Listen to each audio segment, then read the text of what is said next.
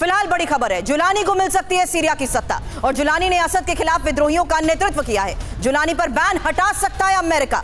America का अगला कदम होगा क्या? अमेरिका की सीरिया को लेकर नीति होगी क्या? सवाल होगा। लेकिन जुलानी के गुट एचटीएस को आतंकी लिस्ट से बाहर क्या अमेरिका कर सकता है? इसको लेकर जो फिलहाल बड़ी खबर सामने आ रही है, एक और डिटेल आपके सामने, क्योंकि आखिर कौन है अल जुलानी, ये जानना बहुत जरूरी है। क्या अल जुलानी सीरिया का शासक बनेगा? क्योंकि अबू मोहम्मद अल जुलानी सीरिया के गृह युद्ध के दौरान उभरा। हयात तहरीर अल शाम यानी एचटीएस का नेतृत्व वो करता है। एचटीएस का सीरिया के उत्तर पश्चिमी हिस्से में दबदबा है और अल जुलानी ने इराक में अल-कायदा के साथ अपने जिहादी करियर की शुरुआत की। 2011 में गृह युद्ध के दौरान ही सीरिया आया। 2016 में अल जुलानी ने खुद को अल-कायदा से अलग किया और 2017 में इस्लामी गुटों के साथ मिलकर हयात तहरीर अल शाम यानी एचटीएस बनाया। अब अल जुलानी इदलीब और आसपास के इलाकों में इस्लामी सरकार चलाता है। असद के खिलाफ सबसे मजबूत जंग अल जुलानी ने लड़ी। अमेरिका ने एचटीएस पर बैन लगाया। अमेरिका ने अल जुलानी को वैश्विक आतंकवादी तक घोषित किया और हाल के वर्षों में अपनी छवि को कट्टरपंथी आतंकवादी से बदलकर स्थानीय नेता की जो बनाई है, यानी छवि में सुधार की जो प्रोजेक्शन हुई है, क्या ये उसी का असर है मनीष? हालांकि विदेशी पत्रकारों को इंटरव्यू देकर एचटीएस को पॉपुलर बनाने की जो कोशिश हुई है उस पर भी करूंगी सवाल, लेकिन उससे पहले सीरिया समेत पूरा मध्य पूर्व 2011 से अशांत है और 2011 में मध्य पूर्व और उत्तरी अफ्रीका में एक क्रांति हुई जिसे अरब स्प्रिंग का नाम दिया गया और इस क्रांति की शुरुआत ट्यूनीशिया में हुई थी। इसके बाद अरब स्प्रिंग की लहर मिस्र, लीबिया, सीरिया, यमन, बहरीन तक फैली और इसी वजह से मिस्र में राष्ट्रपति हुस्नी मुबारक ने पद छोड़ दिया।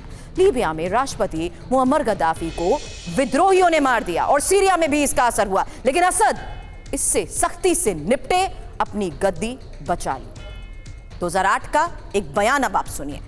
यह बयान है लीबिया के तब के राष्ट्रपति मुअम्मर गद्दाफी का। 2008 में मध्य पूर्व के नेताओं की एक बैठक हुई थी और इसी बैठक में गद्दाफी ये कहते हुए नजर आ रहे हैं, एक दिन आएगा जब सीरिया और मिस्र जैसे देशों में भी इराक की तरह गदर होगा, उनके नेता मारे जाएंगे। गद्दाफी जब ये बात बोल रहे थे तब बशर अल असद और हुस्नी मुबारक हंस रहे थे। मनीष, आपसे जवाब लेने से पहले मुअम्मर अल गद्दाफी का ये बयान सुनाना बहुत जरूरी था। देखिए, सबसे बड़ी बात यह है कि गद्दाफी वही बात कह रहे हैं कि सबका नंबर आएगा। वो भारत में एक वेब सीरीज थी ना, सीक्रेट गेम्स, जिसमें एक डायलॉग था कि सब मारे जाएंगे, बस त्रिवेदी बचेगा।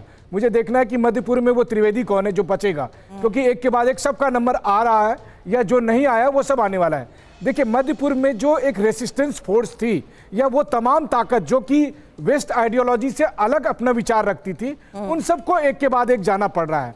पहले लेबनान खत्म हुआ, या फिर अगर शुरुआत करें तो इराक में सद्दाम हुसैन गए, उसके बाद से लेबनान की हालत देखिए, लीबिया की हालत देखिए, अब सीरिया खत्म हो गया, अगला नंबर ईरान का, ये सबको पता है। और उसके बाद फाइनली तब रूस पर जो है सो आक्रमण होगा। कुल मिलाकर बात इतनी है कि किसी भी मुल्क में प्रधानमंत्री कौन होगा, राष्ट्रपति कौन होगा, ये उस देश की जनता नहीं तय करेगी, बल्कि CIA और अमेरिका की डीप स्टेट तय करेंगे।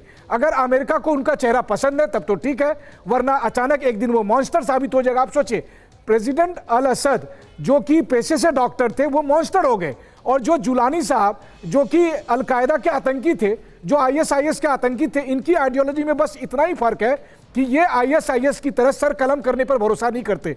बस इसी बात से उत्साहित होकर अमेरिकी मीडिया कह रही है कि ये मॉडरेट है, क्योंकि ये सर कलम नहीं करते हैं, बाकी सब कुछ ये वैसा ही करते हैं जो ISIS वाले, और वो अब सीरिया के तख्तो-ताज पर बैठेंगे। तो ये अमेरिका का प्लान है सीरिया को लेकर। शुक्रिया मनीष, शुक्रिया सुमित हमें ज्वाइन करने के लिए। फिलहाल देखिए किस तरीके से अभी तक के जो हालात हैं उसके तहत अमेरिका की इस नीति को देखते हुए सीरिया को लेकर बड़े फैसले लेगा, इस पर नजर बनी हुई है।